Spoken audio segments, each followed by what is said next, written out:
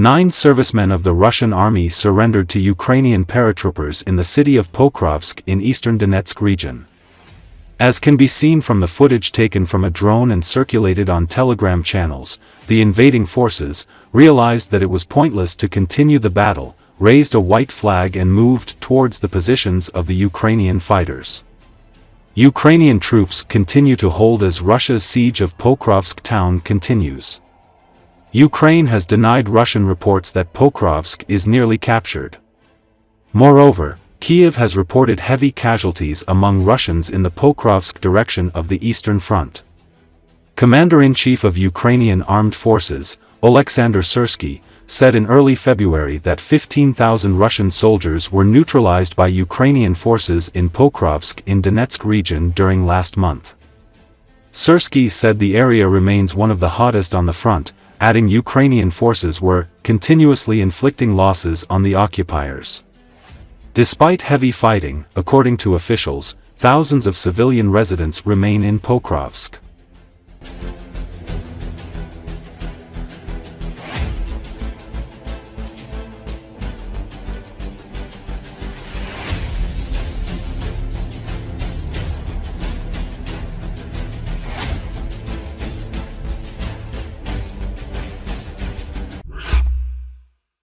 The Ukrainian Defense Forces are attacking certain objects in the Russian Federation in order to weaken the military potential of the aggressor country. In particular, they want to disable important production equipment. This opinion was expressed on Radio NV by Ukrainian military expert Mikhail Zyrakov. In particular, he was asked to comment on the fact that in addition to explosions at some gas and oil processing facilities, there is, for example, information about damage to the administrative building of the plant from the holding company Russian Helicopters, and what is the point of such a hit? First of all, it must be said that we do not know the real consequences of these raids. The Russians are still showing what they want to show, or there are random witnesses who are filming some videos, or they are writing about minor landings. This administrative building, said Zyrakov. In his opinion, in fact, something more significant than an ordinary building was destroyed or damaged at the Russian enterprise associated with military production. That is, it is obvious that something else was affected.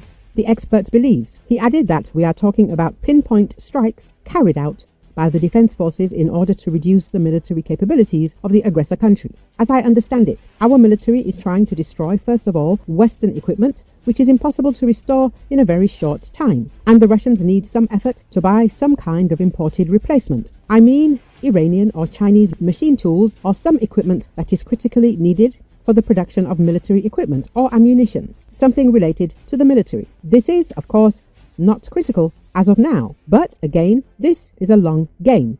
Zyrakov explained. Russian Helicopters, JSC, is a Russian helicopter manufacturing holding company that unites all helicopter manufacturing enterprises in the country and is a subsidiary of OAO OPK, or Boronprom, which is part of the Rostec State Corporation. Recently, the Saratov oil refinery of the Russian Federation was attacked. As the head of the Center for Countering Disinformation, Andrei Kovalenko, reported, this is not the first such attack. According to him, the Saratov oil refinery is one of the key objects of the Russian fuel infrastructure. Its processing capacity reaches 7 million tons of oil per year. The plant plays an important role in providing Russian occupiers with fuel. According to Kovalenko, in addition to the Saratov oil refinery, Engels was attacked.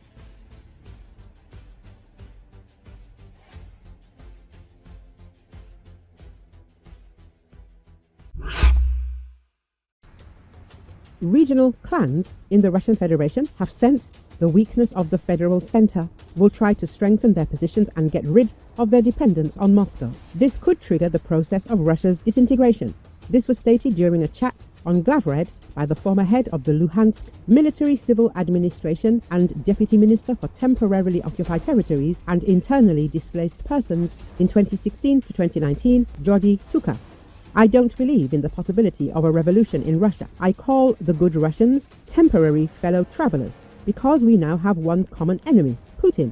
But our strategic goal is to achieve the disintegration of Russia, and theirs is to preserve Russia in its current form, simply to put another Putin at its head, he said. He was also skeptical about the possibility of a civilizational revolution in the country, noting that a riot is more likely to be expected both in Moscow and in the regions. In particular, he noted the difficult situation in the North Caucasus and instability in Siberia, which the Russian Federation itself prefers not to talk about. Tuka also acknowledged the possibility of unpredictable black swan events that could change the situation in the country, but noted that further military and financial support for Ukraine could have negative domestic consequences for Russia. I emphasized that we are talking about regions. After all, there is the concept of regional elites. Believe me, in a territory of unknown size and the population density is lower than in the Sahara Desert, the influence of the Vladivostok clan on life in the Far East is incomparable with the influence of the Moscow clan. Tuka said. He noted that as soon as regional clans sense the weakness of the federal center, they will gladly make every effort to be in first place, not second. After all, for any regional elite, it is always more advantageous to be a leader in their region than to yield to someone in the overall hierarchy. It's clear that even if the Kremlin wanted to turn to its divide and rule policies, that would be difficult. In the 2000s, Moscow was able to punish regional heavyweights by moving them to junior posts. But it can't do that with technocrats. Not only is there nothing to punish them for, but they often have friends in high places who will intercede on their behalf.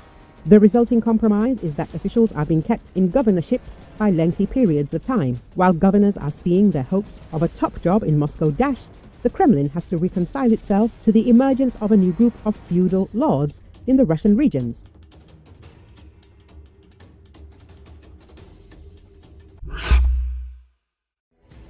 The Syrian Ministry of Defense has not allowed a Russian military convoy to enter the base in Tartus. TRT reported on this. The convoy of 30 vehicles with missile weapons, which left the day before in the morning from the Maymim air base in Latakia province, was stopped at a checkpoint in Tartus. After waiting for 8 hours at the checkpoint, the Russians were forced to return to the Maymim base. The Turkish media notes that this incident occurred amid recent statements by Mirhaf Abu Kazra, Minister of Defense of the Syrian Transitional Government, that the preservation of Russian military bases will depend on their benefits for Syria. If we benefit from it for Syria, then yes.